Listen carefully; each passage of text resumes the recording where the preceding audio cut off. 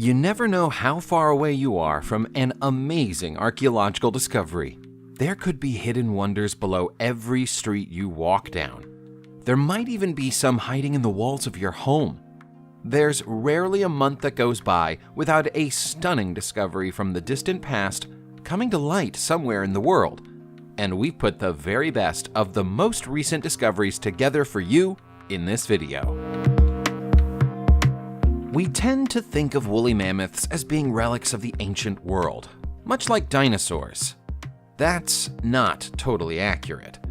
While it's true that they existed a very long time ago and they're extinct now, they once lived at the same time as early humans, and we now have proof that early humans hunted them for meat and for their fur. We can say this with certainty thanks to the discovery of 14 woolly mammoth skeletons in a pit in Tultepec, just north of Mexico City, which experts believe were deliberately built as mammoth traps by our early ancestors. If they're right, it changes the way we think of the relationship between humans and mammoths. In the past, it was always assumed that humans only killed mammoths if they came across an injured or trapped one by accident. The size and shape of the pits, which were almost 6 feet deep, means that they must have been dug deliberately, and so those early human hunters were a little more clever and resourceful than we've previously given them credit for. The Nazca lines in Peru have been attracting attention from archaeologists and scientists for many years now. The gigantic geoglyphs have been etched into the ground for miles, but can only be seen and appreciated in full from a position of great elevation. The people who lived in the area of Peru over 2,000 years ago wouldn't have had access to any technology that would have allowed them to get into the air. So why would they draw lines that nobody could really see? How could they even coordinate themselves well enough to draw their designs without anyone coordinating them from above? We may never know the answers to those questions, but we do know that we keep finding more of them.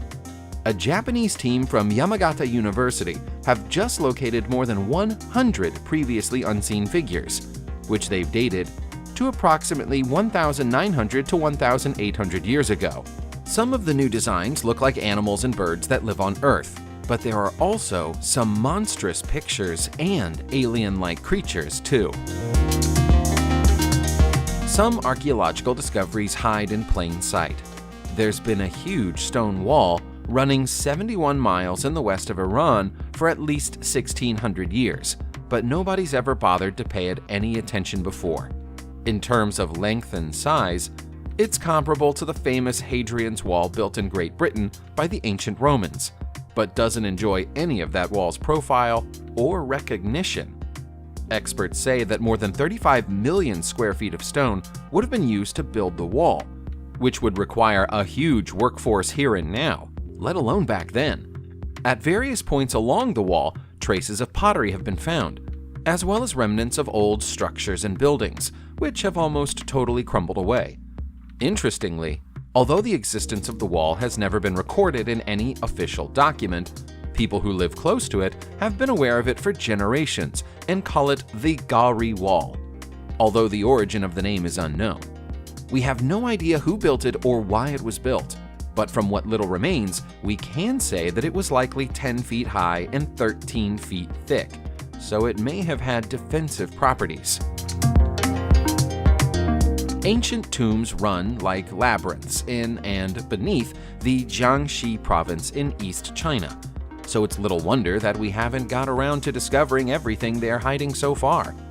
Archaeologists are always hopeful of a remarkable discovery when they gain access to a tomb for the first time, but nothing could have prepared them for what they would find in the tomb of Liu He in Nanchang.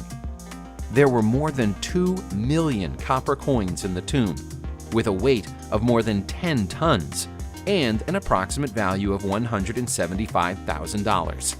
As well as all the copper, there were also more than 10,000 items made of gold, bronze, and iron. Such a lavish tomb is only fitting for someone of Li Hei's nobility. He was the grandson of Emperor Wu, who is considered to be the greatest of all the Han Dynasty rulers. The tomb the discovery came from may not even have given up all its secrets yet. The 2,000-year-old site was only opened 5 years ago, and it covers almost 500,000 square feet. There's a lot of exploring to be done there yet.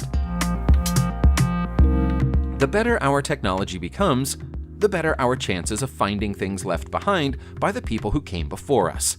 There's been a Bronze Age monument hiding in the Forest of Dean in England for more than 4,000 years, but we've only been able to detect what's left of it thanks to the fact we've been able to laser scan it from the air. The scans performed by archaeologist John Hoyle have revealed the existence of a ring cairn, a type of circular bank with an arrangement of standing limestones placed on top of it.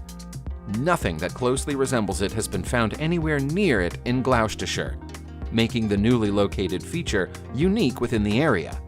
The scanning system that was used to discover the cairn works by firing laser beams from a plane to make a 3D model of the landscape without the trees in the way, exposing things that could never be seen with the naked eye. Although other sites like this monument have been noted elsewhere in the British Isles, we're still no closer to finding out what they were used for. The city of Mahendraparvata was once considered to be so mystical that some historians wondered whether it had ever really existed at all. Its name was mentioned several times in the records of the Khmer Empire, which once dominated large areas of South Asia from the 9th century to the 15th century. But no physical evidence of its existence has ever been found, until now. The famously lost city has once again been found thanks to aerial mapping, and even though most of it is now overgrown with jungle, there are still the weathered remnants of statues and temples there to mark its location. The city, the name of which translates into English as Mountain of Indra, King of the Gods, sits 30 miles north of Siem Reap in the Phnom Kulen Highlands of Cambodia. Even getting these few pictures of the city was dangerous for the photographers who went there to confirm the aerial finding. The whole area is still littered with landmines dating back to the rule of the Khmer Rouge during the 1970s. Now that it's been found, it will be fully explored and excavated, although that's likely to be a slow and laborious process. A 7,000-year-old fortress wall recently discovered in Turkey has been raising eyebrows among the archaeology community because they're surprised at what it's made of, and they don't know what it was put there to protect. The wall has been uncovered as part of an ongoing excavation project at the Yumuk Tepe Mound, which is in the Mersin province of the country. The 21-foot-high fortress wall is based on limestone, followed by 6 feet of cut stone and a further 9 feet of mud bricks. The village beyond the wall contained an old castle, but nothing that seems so remarkable that such a formidable defensive wall would have been required. Researchers have speculated that it may have something to do with the level of scientific knowledge that the villagers possessed. It's thought that this was the first place in the world to start producing molten copper, which would go on to form the basis of many of the weapons and tools used in war as well as in construction.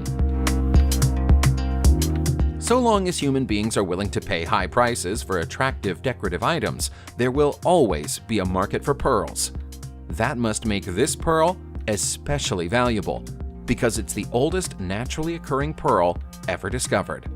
The pearl was found in a place where there's already plenty of wealth in the surrounding area, Abu Dhabi in the United Arab Emirates. Given the age and polished state of the pearl, which turned up during an excavation project at Marawa Island, historians believe that it serves as evidence that pearls were used in trade deals in the area 8,000 years ago. It's likely that then, as now, they were primarily used as decorative items, and were probably traded with Mesopotamia in exchange for ceramics. The discovery has officially been named as the Pearl of Abu Dhabi, and will shortly be going on public display as part of an exhibition called 10,000 Years of Luxury at the Abu Dhabi version of the Louvre Art Gallery. Based on the woolly mammoth traps we showed you earlier, we've already had to start thinking that our ancient ancestors were more intelligent than we've long assumed. Now we might have to give them even more credit because it seems that Neanderthals living 50,000 years ago had a basic understanding of the principles of glue and adhesives. A stone tool recently discovered in the Netherlands bears the traces of a glue made from birch tar, and archaeologists say there's no reason to believe that the practice wasn't widespread. The tool, which was likely used either for scraping animal skins or cutting plant fibers, had a grip that was entirely made from tar, without a wooden or bone shaft in the tool implanted into the tar to secure the tool. That would have allowed the tool's owner to apply more pressure without cutting their hands, and therefore made the tool more precise. It may not be sophisticated, but it's still evidence of precision engineering, done Neanderthal style. Thankfully, in the civilized world, we no longer burn, drown, or otherwise murder women on the suspicion that they might be witches. But there's no doubting the fact that our forebears of a few centuries ago were deathly afraid of witches and witchcraft. A recent find at a pub in Northamptonshire, England, confirms it. The Star and Garter pub of Watford Village was the birthplace of Angeline Tubbs in 1761. She went on to move to New York, where she became known as the Witch of Saratoga, and it would seem that whoever lived in the pub didn't want Angeline or her familiars coming back to do harm, and so they hid this bottle of anti-witch potion in the roof to ward her off. Inside the bottle are human teeth, broken glass, fish hooks, and a liquid of unknown origin. Glass bottles of this style were first made around 1830, and so the bottle can't be any older than that. Local historians say that it was once common to put bottles like this within the walls or foundations of new buildings at the time. Even if the builders didn't believe in witchcraft, it was considered better to be safe than sorry. A British couple tidying out their attic had the shock of their lives recently when they found an ancient Indian treasure, although it didn't take them long to realize where the treasure must have come from.